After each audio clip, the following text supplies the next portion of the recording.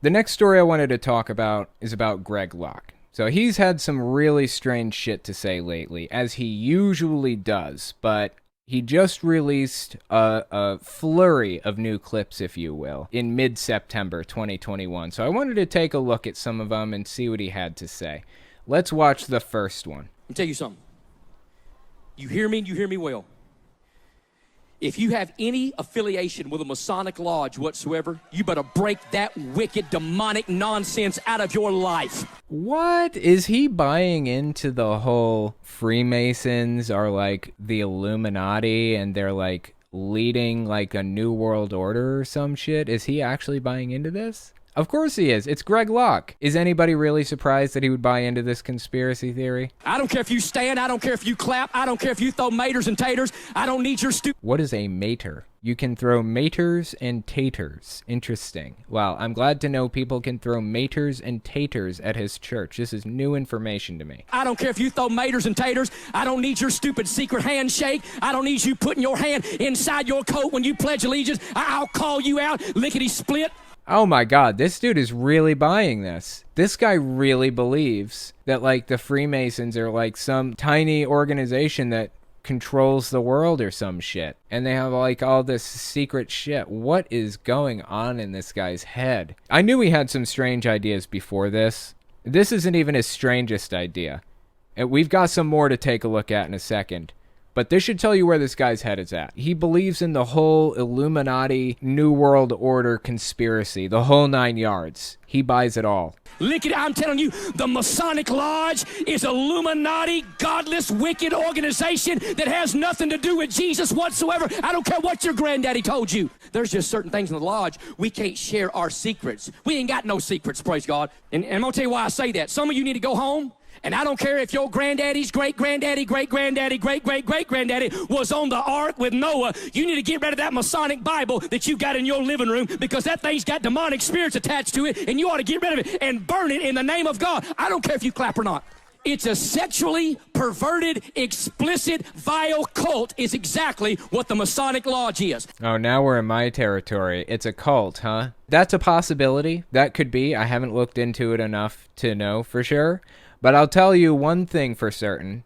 Greg Locke doesn't know enough about cults or the Masonic Temple to be able to say if it's a cult or not either. I find it so interesting that this guy is going after the Freemasons, though, of all people. The Illuminati conspiracy theory is old as time.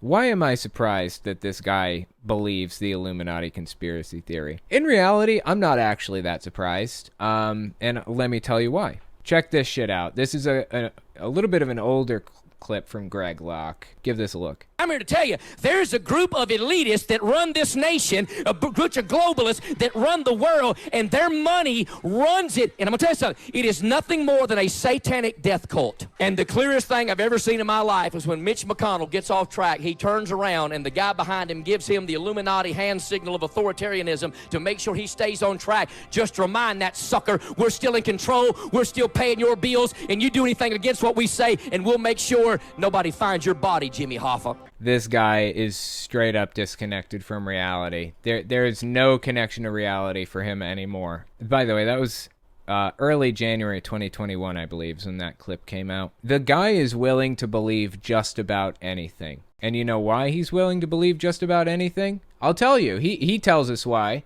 in his own words. I'm dumber than a box of rocks in a lot of areas. There you go. I don't like insulting people. I don't do it. And if I ever do, then I cut it out. And yeah, I get it. That was probably kind of insulting people a little bit just now. I'm leaving that one in, the final clip, because he said it himself.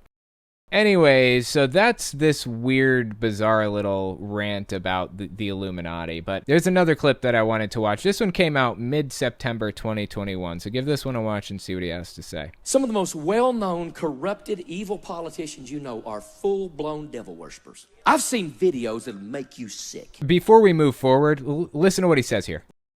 I've seen videos that'll make you sick. Let me tell you what he's referencing there. QAnon, of which he's a member, he is a QAnoner. QAnon made some claims forever ago that when they arrested Anthony Weiner, an old Democratic senator, I think senator, maybe House member. They arrested him for sending inappropriate pictures to minors. And it was right that they arrested him for that. I'm glad that he was arrested and saw justice for that. But he was married to somebody named Huma Abedin. Now, there's a claim that on Anthony Weiner's laptop that they found when they arrested him, they found video of Huma Abedin with Hillary Clinton, trying to think about how to word this, taking somebody out, a kid, sitting in a chair, hurting them and stuff. I don't know how else to say it, and also stay on YouTube. It was very, very explicit and vividly described. It was bullshit from beginning to end. The video didn't exist. There's no evidence of this. They just made this shit up whole cloth, as they do. That is the basis of a lot of QAnon conspiracy theories. And that's what Greg Locke is talking about when he said, I've seen videos that'll make you sick. That's what he's referencing, is that video, that supposed video. He didn't see shit because it doesn't exist. But he's talking about that, the basis for all QAnon conspiracy theories, basically. And the basis for the hate for Hillary Clinton. They seem to believe that she's part of this satanic church. She's a high priestess in the church, which we'll get to that in a minute too. Of course she's not. But they believe that in Satanism, they basically have to drink the blood of kids. But the kid has to be like really, really scared, so adrenaline is pumping through their veins. And that when they drink it, they're basically getting adrenochrome, is what they call it. This whole thing is made up from beginning to end, by the way, all of it. Basically, Hillary Clinton supposedly hurts them to get their adrenaline pumping and then drinks their blood. Like I said, it's a QAnon conspiracy theory. Did anybody really expect there to be evidence for anything like this? That is what he is talking about. He thinks that they're sacrificing children on an altar, basically, to Satan, and then drinking their blood. That's what Greg Locke believes as a QAnoner. Let's keep listening. You know how none of these people that say stuff like this ever get sued? Because they don't want discovery.